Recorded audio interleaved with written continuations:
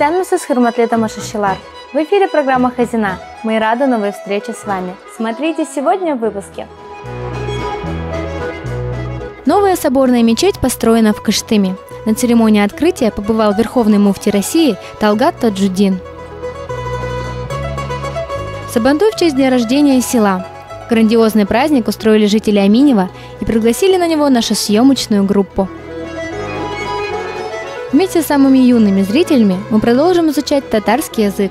А поможет нам в этом кошка-озорница из мультфильма по мотивам стихотворения Габдуллы Тукая. Только самое интересное в ближайшие 20 минут. А прямо сейчас краткий обзор новостей. В сердце Казанского Кремля прошел международный фестиваль современной культуры «Кремлин Лайв». В этом году 5-й юбилейный, он получился особенно ярким. Гостей мероприятия удивляли на десятках творческих площадок. Любителей музыки ждал настоящий звездопад. Лучшие из лучших артистов собрались на одной сцене. По традиции все желающие смогли посетить Кремлин Лайв абсолютно бесплатно. Эксперты ЮНЕСКО присвоили Булгару статус мирового памятника истории. Теперь древний город – объект всемирного наследия. Он был основан волжскими булгарами еще в X веке. После одного из разрушений жители навсегда оставили его стены. Сегодня Булгар – уникальный памятник древней архитектуры, ежегодно привлекающий внимание десятков тысяч туристов. Теперь его оценили по достоинству и на всемирном уровне. Делегация Конгресса татар Челябинской области вернулась из поездки в Пермский край. Целью визита стало участие во Всероссийском сельском сабантуе. В этом году праздник принимало село Барда. По словам участников, он получился ярким, насыщенным, интересным. В соревнованиях по борьбе куряж приняли участие более 100 батыров, а традиционные скачки длились больше 1,5 часов. На главной сцене сабантуя выступил челябинец Дамир Сафин, заслуженный артист Республики Татарстан. А представители нашей делегации передали поздравления гостям и хозяевам праздника от имени Лены Колесниковой, председателя исполкома Южноуральского конгресса татар и губернатора Челябинской области Михаила Юревича.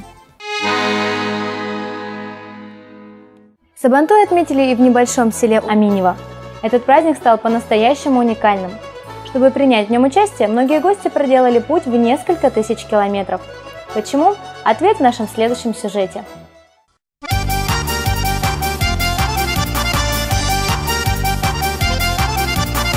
Сабантуй – праздник солнечный и светлый, и жителям деревни Аминево удалось это с успехом доказать. Радость лилась через край. И не только потому, что весенние работы окончены и настала пора отдохнуть. На Сабантуе в честь юбилея села встретились те, кто не виделся долгие десятилетия. Пусть люди просто встретятся, увидятся, потому что они поуезжали, здесь уже остается-то мало. Здесь жили, здесь родственники, даже кто-то совсем уехал, уже даже здесь и жителей таких нету. Ну, приехали. Я думал, что получится, не получится. Получилось, я думаю, что все-таки приехало много людей. Абдулла Баймухаметов ради встречи с бывшими односельчанами приехал из Краснодарского края. Признаваться в любви к Аминево на родном языке он готов бесконечно. Амина улым, мин сени яратам. Специально для гостей аминевцы устроили выставку, собрали старые фотографии, долго разглядывали, вспоминали, кто-то даже всплакнул. И все-таки Сабантуй исключительно радостный праздник, даже если в нем есть нотка грусти.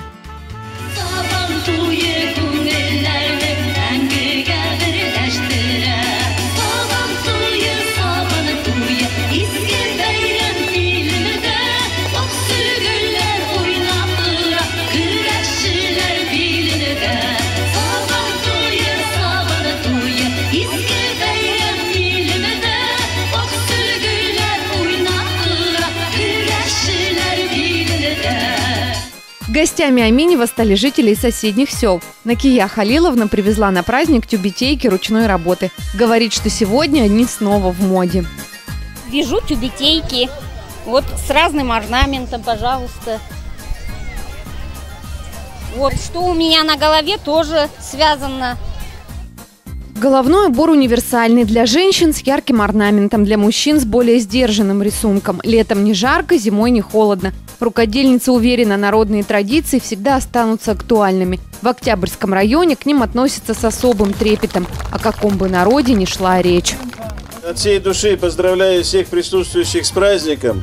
И хочу сказать, что на территории Октябрьского района проживает очень много национальностей, которые своим совместным проживанием показывают пример в отношении братского, будем говорить, по отношению друг к другу. Показать национальный колорит во всей красе. Именно такую цель поставили перед собой жители села.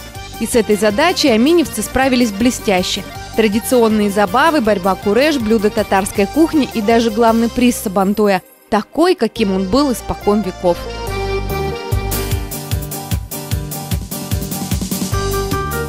Делегация Конгресса татар Челябинской области поблагодарила всех участников праздника за преданность своему народу и вручила подарки ветеранам и старожилам села.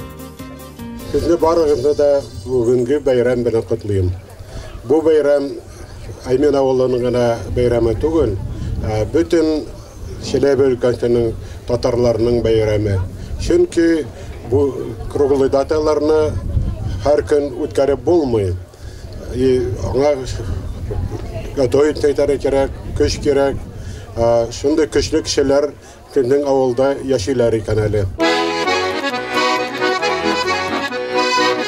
До позднего вечера на Майдане не смолкала музыка. Этот праздник надолго останется в памяти всех жителей и гостей.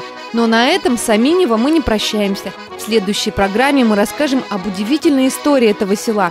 Как появились первые жители на берегах озера Даутово, кто такой Амин Ибрагимов и какие тайны хранят старинные надгробья. Об этом вы узнаете 19 июля из нового выпуска программы «Хазина». В Челябинской области появилась вторая купольная мечеть. Красивейшее здание возвели в Кыштыме на Привокзальной площади. Теперь она встречает и провожает гостей города. На торжественной церемонии открытия мечети побывала и наша съемочная группа.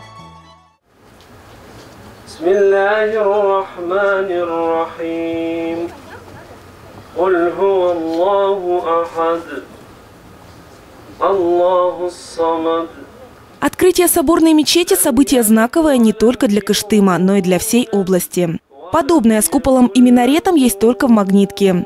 Здание высотой 33 метра возвышается над привокзальной площадью города.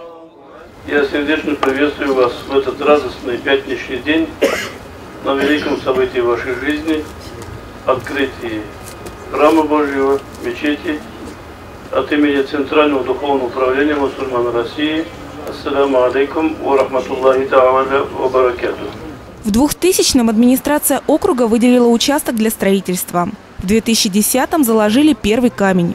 Возводили мечеть, как и положено, на частные пожертвования. Только благодаря Равилю Рашидовичу Габасу, генеральному директору и собственнику крупной строительной фирмы города Челябинска ЖИЛ-109, его прекрасным сыновьям Рустаму и Вилю, его супруге Анне. То, что мечеть построена с душой, не вызывает сомнений. На стенах уникальная роспись. Купола словно золотые, на самом деле покрыты нитритом титана, долговечным и особенно прочным материалом. Мусульмане Кыштыма давно ждали этого дня. Равиль Габасов говорит, что всего лишь откликнулся на их просьбу. Кыштым – это не маленький город. И здесь у меня по линии жены очень много родни, вся молодость тут прошла. И поэтому люди часто просили и говорили о том, что им необходима мечеть. Для многих мечеть – это не просто религиозный центр, но и связь с прошлым. Поколение нынешних стариков с особым трепетом вспоминает давно минувшие времена.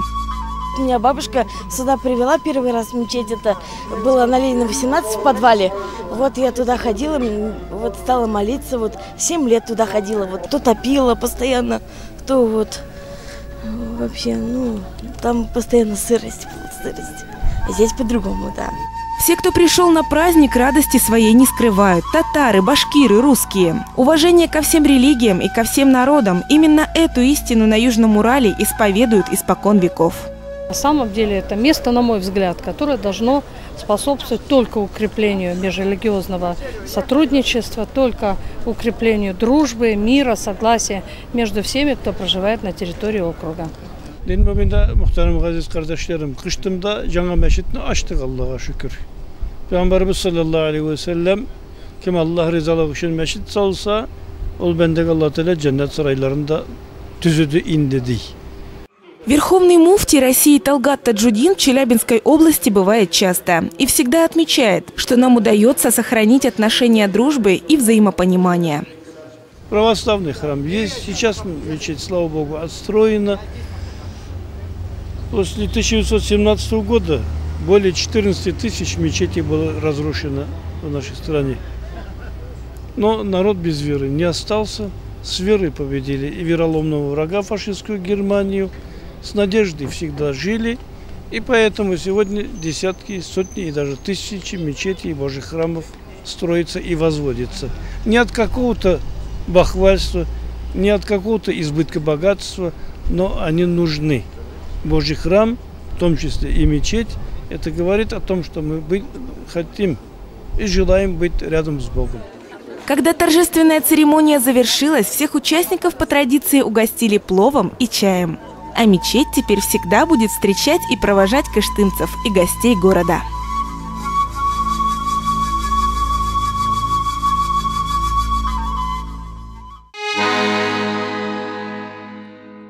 А мы приглашаем к экранам телевизоров самых маленьких зрителей. Эфир нашей программы продолжит занимательный урок татарского языка. Сегодня вас ждет встреча с кошкой-озорницей.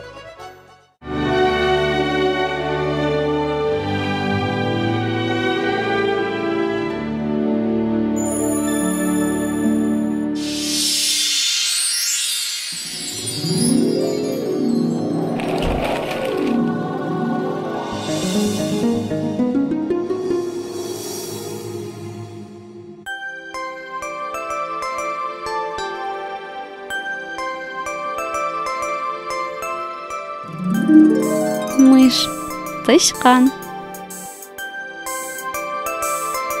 Погляди, взялась за дело не на шутку лямига. Взад-вперед снует умело, у нее в руке игла.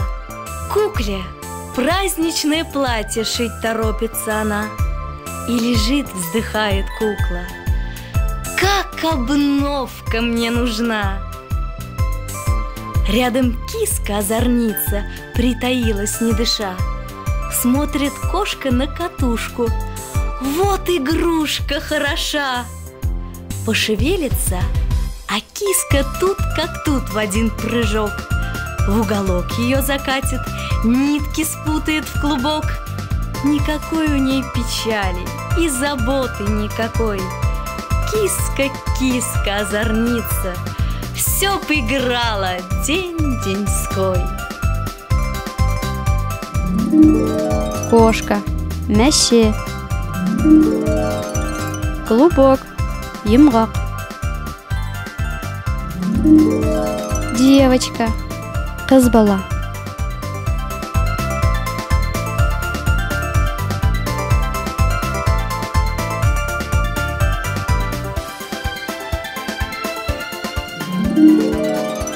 Кукла, қуыршақ. Платье, күлмәк. Кошка, мәше. Кукла, қуыршақ. Клубок, йомғақ. Платье, күлмәк. Девочка, қыз бала. Мышь, тышқан.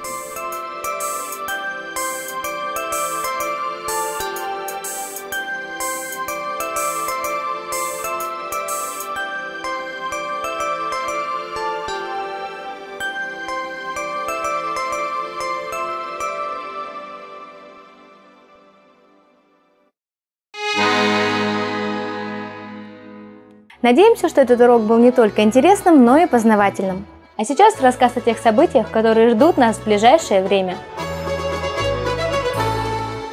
6 июня в Казани откроется 27-я Всемирная летняя универсиада. На соревнованиях будет разыграно более 350 комплектов медалей по 27 видам спорта. В первенстве примут участие представители 170 стран мира. Кстати, по масштабности Всемирная летняя универсиада сравнима с Олимпийскими играми. В состав нашей сборной вошли настоящие звезды. Среди них и олимпийская чемпионка Алия Мустафина. Знаковое событие посетит и делегация Конгресса татар Челябинской области. В эти же дни в столице Татарстана состоится открытие выставки замечательного художника, нашего земляка Зайнуллы Латфуллина. Это уникальная возможность для казанцев увидеть работы мастера, среди которых станковая живопись, рисунок, мозаика. Знакомство с этим человеком помогло мне по-другому, наверное, посмотреть и по-другому начать относиться действительно к своим корням. Потому что, когда смотришь на его полотна, понимаешь, насколько они пронизаны той теплотой, добром, светом, искренностью, которые несут нам те поколения, которые жили до нас.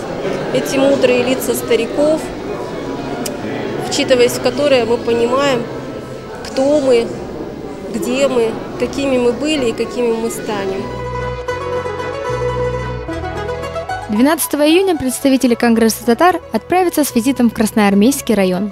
Поводом стал День села, который отметит Ачликуль, единственная татарская деревня в Красноармейке. В первую очередь она знаменита своим озером, небольшим, но очень живописным. Деревня и названа в его честь. Об этой поездке и уникальных традициях, сохранившихся в деревне, вы узнаете из следующего выпуска программы «Хазина». Это все, чем мы хотели рассказать вам сегодня. Всего вам доброго и до новых встреч на канале ОТВ. Сау булыгыз!